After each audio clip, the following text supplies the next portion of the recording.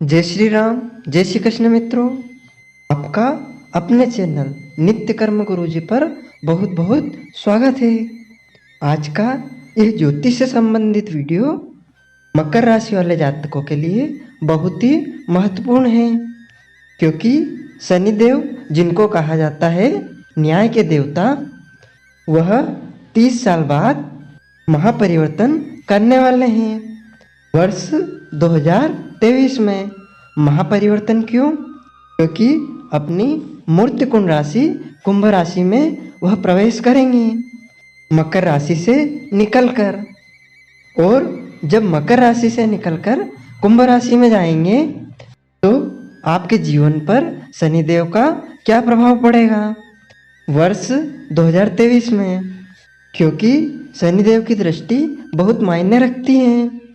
तो शनिदेव की दृष्टि कहाँ पर पड़ेगी, शनिदेव स्वयं कहाँ पर जाएंगे, कहाँ पर वो दृष्टि डालेंगे आपकी कुंडली में, आपकी राशि के आधार पर, ये हम जानने का आज प्रयास करेंगे। और एक बात और कि जब शनिदेव का महापरिवर्तन होगा 2023 में, तो शनि की 7.5 का तीसरा प्रभाव या तीसरी दृष्टि या तीसरा चरण भी स्टार्ट हो जाएगा, प्रारंभ हो जाएगा। तो इसका क्या फल मिलेगा मकर राशि वालों को, बहुत ध्यान से सुनना होगा आपको, क्योंकि शनिदेव का प्रभाव बहुत ही उच्च होता है। वह कर्म फल के दाता है। 17 जनवरी 2023 को शनिदेव आपकी राशि से निकलकर फर्स्ट भाव से दूसरे भाव में प्रवेश करेंगे। इससे बहुत सारे लोगों को प्रश्न है कि क्या होगा, बहुत सारे को डर भी है, क्योंकि अभी भी तो तीसरा चरण रह गया है। उस तीसरे चरण की 7.5 में शनिदेव क्या करने वाले हैं। और कुछ लोग बहुत जल्दी नकारात्मक हो जाते हैं, और खासकर वही नकारात्मक होते हैं जिनकी कुंडली में शनिदेव नीच के होते हैं, या फिर शत्रु के घर में होते हैं, या फिर पाप प्रभाव में होते हैं। तो ऐसे जातकों को शनिदेव काफ़ी खराब रिजल्ट या फिर प्रभाव देते हैं।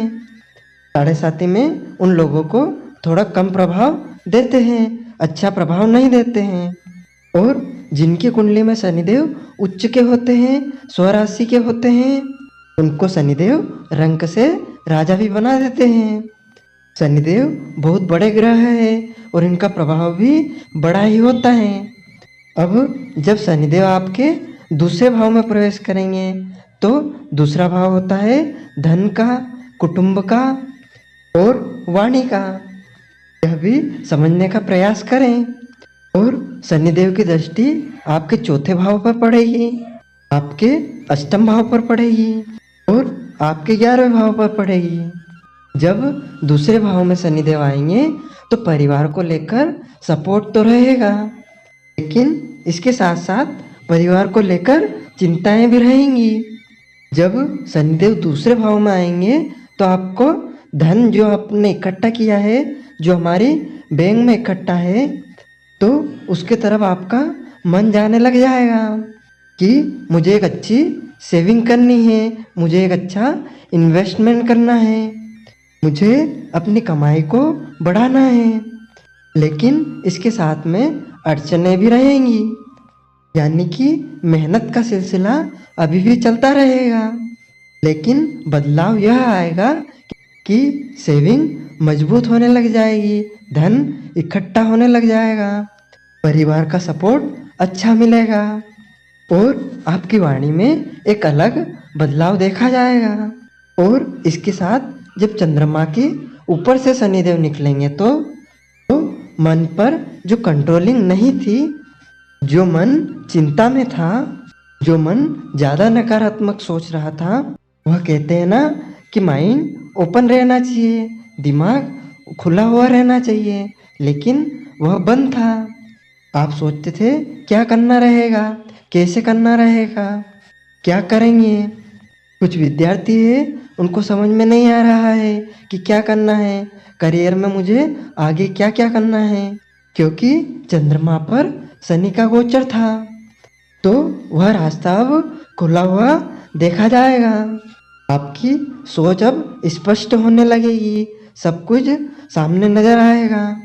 और चंद्रमा माँ का भी कारक होता है, तो माता को जो चिंताएं थी तथा माता के स्वास्थ्य में जो चिंताएं थी, तो वह सारी चिंताएं यहाँ पर समाप्त होंगी।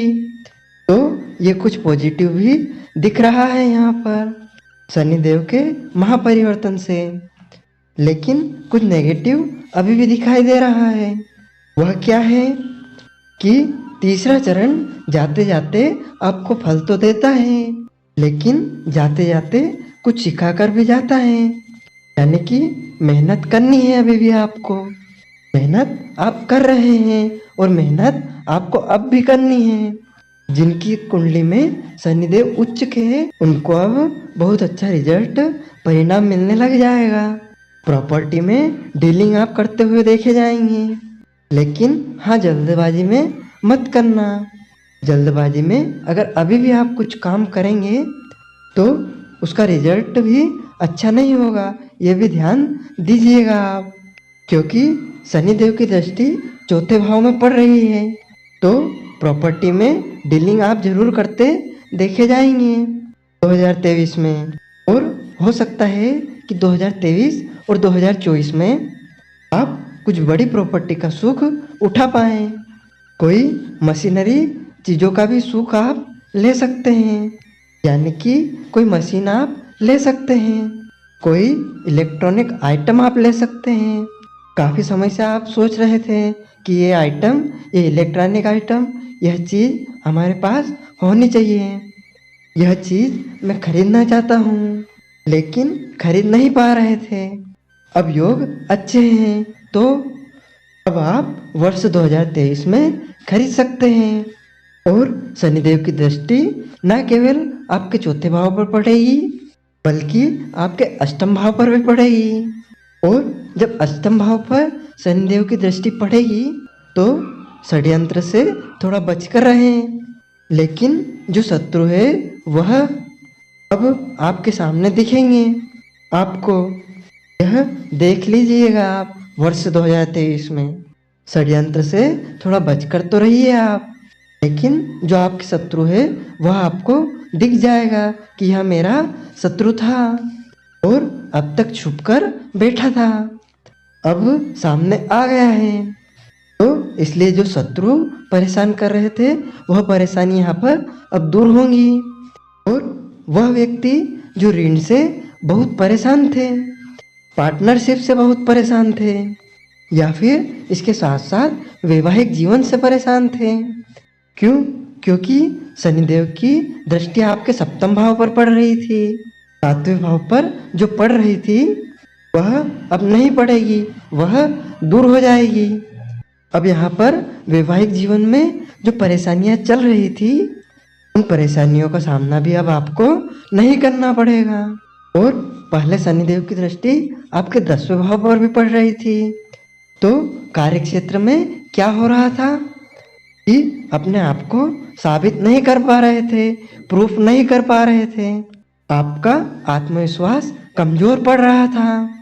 आप अपने बॉस के सामने, अपने सीनियर के सामने वह नहीं कर पा रहे थे जो आपको करना है।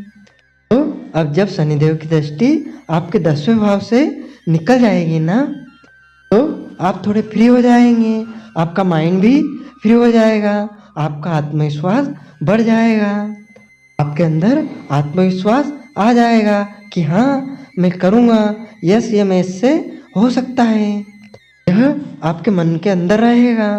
और एक बात और, शनिदेव की दृष्टि अब आपके 11वें भाव में पड़ेगी।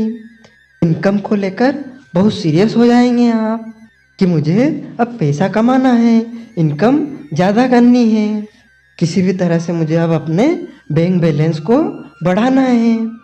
ये आपके अंदर 2023-2024 में देखा जाएगा, जिसकी वजह से परिवर्तन की संभावनाएं भी बन रही हैं, जिसकी वजह से परिवर्तन हो सकता है। 2023 में जरूर परिवर्तन होगा और आप परिवर्तन जरूर करेंगे इन 2 सालों के अंदर अंदर। बस दोस्तों, आपको एक चीज का अभी भी ध्यान रखना है कि शनिदेव की 7.5 का तीसरा चरण है। तो बहुत बड़ा इन्वेस्टमेंट आप जो करना चाहते हैं वह किसी भी क्षेत्र में हो, शेयर मार्केट हो, व्यापार हो, बिजनेस हो, नौकरी हो, इन सब में बहुत सोच समझ कर करें या फिर बहुत सोच समझ कर हाथ डालें इसमें। और इतना सोच समझ कर करने के बाद आपको सफलता अवश्य मिलेगी, क्योंकि तीसरे चरण की 7.5 इतना नुकसान नहीं देती है। हाँ, जिसकी कुंडली में शनिदेव अच्छे बैठे हुए हैं, पाप प्रभाव में नहीं है, नीच के नहीं है, उसको तो अच्छा प्रभाव मिलेगा ही। हाँ, लेकिन जिसकी कुंडली में पाप प्रभाव के बैठे हुए हैं, नीच बैठे हुए हैं, तो वह यह उपाय करें। यह सिर्फ उपाय नहीं है, अचूक उपाय है। आपकी राशि के मालिक शनिदेव है। शनिदेव के बीज मंत्र का जाप करें। ओम प्राम प्रीम प्रोम सह शनिचराय नमः। सूर्यास्त हो जाने के बाद रोजाना इसकी 108 बार माला करें। इसके साथ में हनुमान चालीसा का पाठ भी कर सकते हैं।